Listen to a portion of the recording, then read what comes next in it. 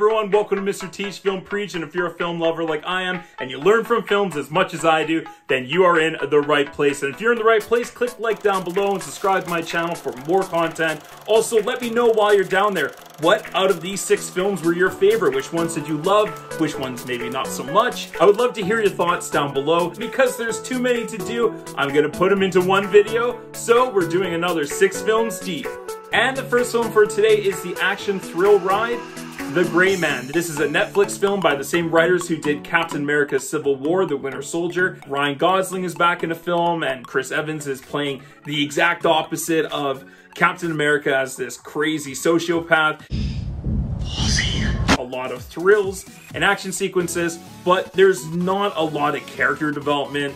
A story that's sort of lackluster. It's not very original. It was like the Russo brothers almost had too many options, too many things that they wanted to pay homage to, too many styles that they wanted, too many tones that they were including in the film, and they just couldn't land on anything specifically. And because of that, the movie fell very flat. The action sequences should have been more spectacular than what they actually ended up being. So CGI heavy, and it doesn't look very good. I'm gonna go ahead and give The Gray Man a C.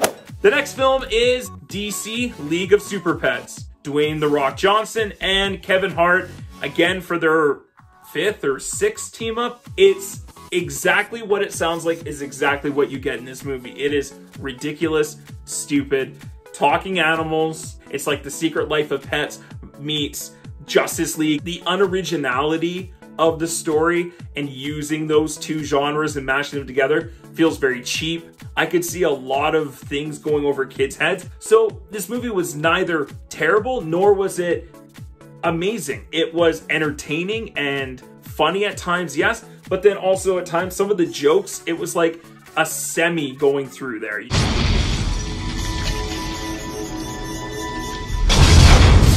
No one laughed. It was dead quiet in the theater. Even though it's only an hour and 45 minutes, it felt like 10, 15 minutes too long. And I think they needed to have someone in there, maybe a little bit more of a comedy writer, to fine tune and tweak some of the jokes. How much did you have to drink? I had 2 toilet bowls, like a dog water fountain.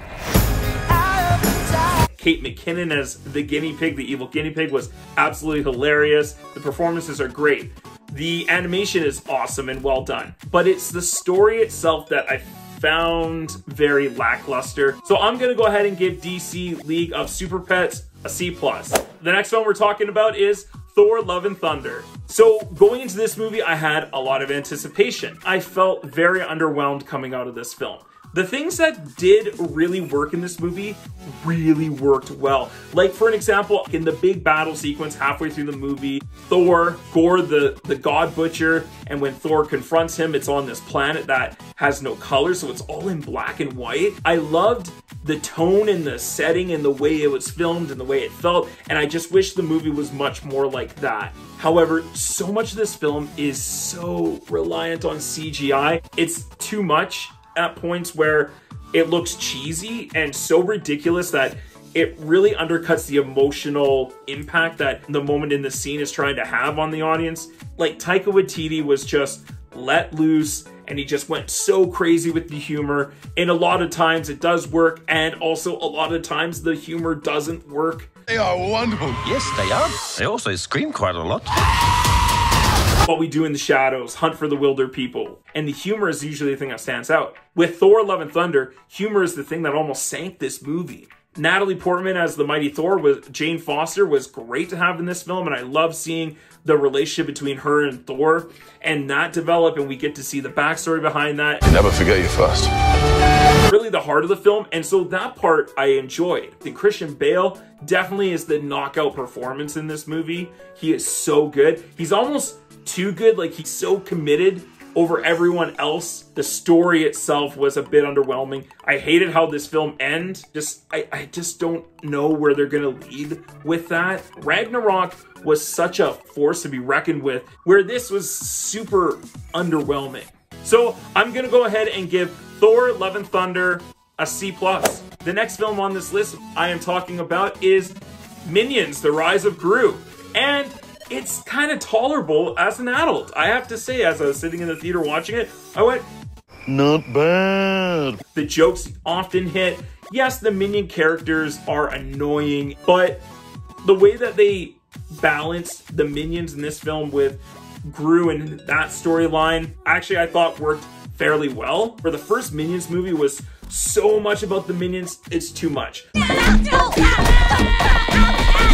It's a fun story. It moves super fast. It's only like just over an hour and a half. I thought this film popped in a lot of ways that the other Despicable Me 2 and 3 and Minions film didn't. There was a little bit of a fresh take. I think they had a different director, writer, and creator from the last couple of films. I don't even like the Minions that much, but on this particular day in the movie theater, I happen to enjoy myself. At least Minions has an original story, original characters. It's not an IP. So I'm gonna go ahead and give Minions: The Rise of Gru a C+. And the next film on this list is the biopic music film, Elvis. Directed by Baz Luhrmann. I really enjoy his past work, things like Romeo and Juliet, Moulin Rouge. It's the look at this man's life, rise to fame, and how he became this mega superstar performer. I mean, he became the king, baby. The costume design in this movie is gorgeous. The sound design, the sound effects, the music performances, the singing, the dancing, amazing cinematography. All the technical elements of this film are spot on. I was just amazed at the experience in the theater, what I was feeling, what I was seeing, what I was hearing.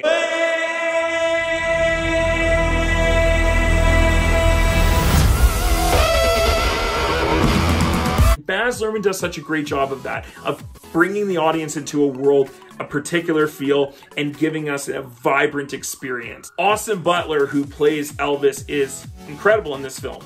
And I have to say, I went into this movie kind of rooting against him in a way, because when I heard he was cast as Elvis, I didn't see it. This guy doesn't look anything like Elvis. But when I saw the film finally, and I got to see what Baz Luhrmann was actually going for, it didn't matter that he didn't look very much like Elvis. What Austin Butler did nail was the feel, the energy, the confidence, the style, the way he moved, the way he behaved, the way he talked.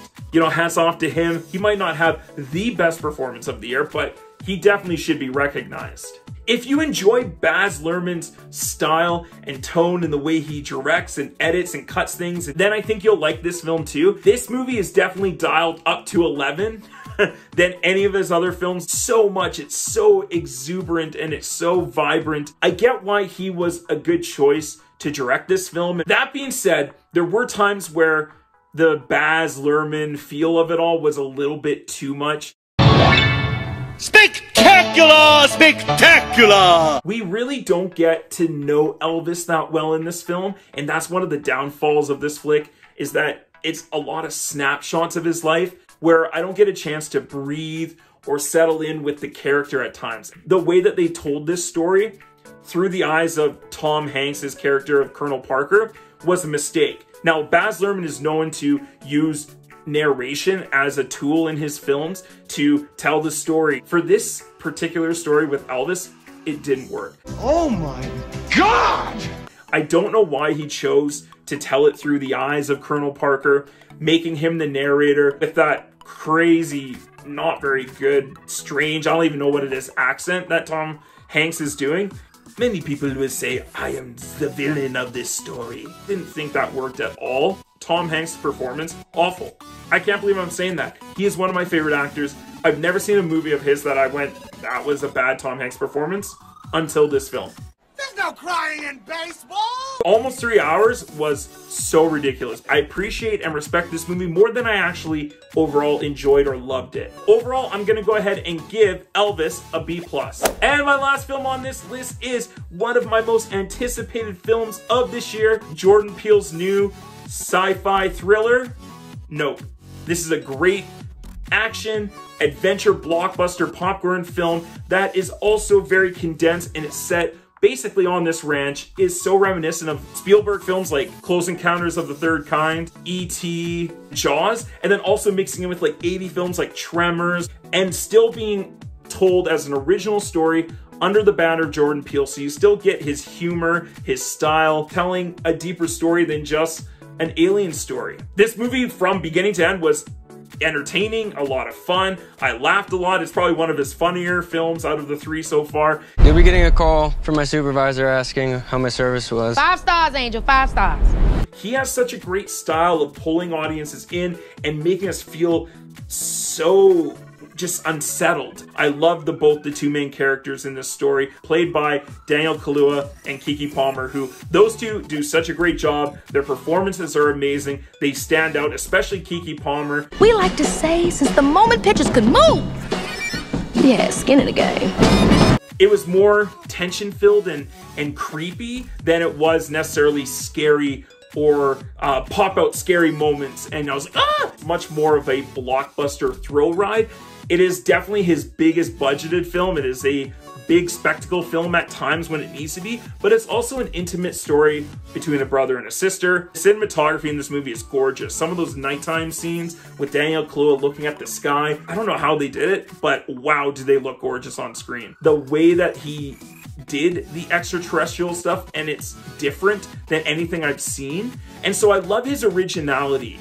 And Jordan Peele continues to write and direct these original scripts, these original stories. I hope he keeps doing that because I'm there. For me, Get Out is still #1, but Nope is probably my second favorite, with Us very far in the back. If you ain't first, you're last.